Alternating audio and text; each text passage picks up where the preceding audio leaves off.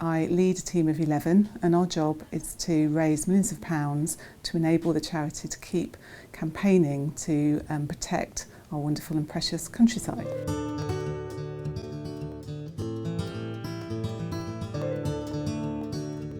For me, it was about how could I be even better and more confident and maybe a bit more flexible in my approach, so that I went from being a good leader to a fantastic leader. To be a great fundraiser, you need to be able to tell great stories, you need to have the projects to raise the money for, and at the moment we're going through some cultural change within the organisation to become even better at all of that stuff. So it came at a time where I needed to try and influence this change, and the coaching enabled me to do that more confidently.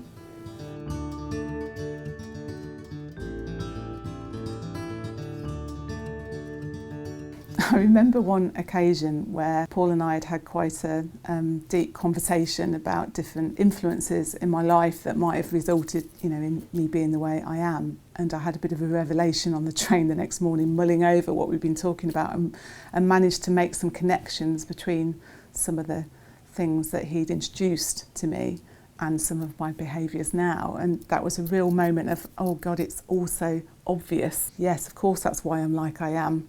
And therefore, if I know why I am like I am, I can then flex that when I need to. One of my issues is around needing to prepare for every eventuality in life, which can lead to quite long hours and quite a lot of stress building up to big events. And one of the immediate things I've been able to do with Paul's help is sort of drop some of that stuff.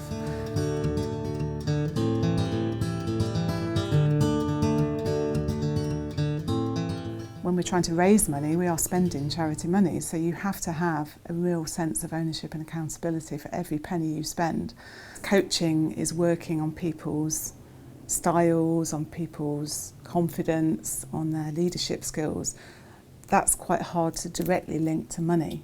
But there's also an element in fundraising where at sometimes you have to take risks. If I invest in that person with coaching now, next year, they may be performing better themselves, they may be influencing more effectively, and then in 2 or 3 years, that would be the effect for the countryside or for the finances or for whatever it is that their role is. One thing that we're doing is focusing on a major donor programme. At the moment, that raises £300,000 a year.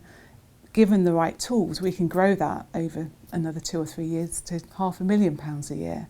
We can raise more money, we can plough more money into the policy work that we do, we can communicate it to more audiences, and we can save more of our countryside.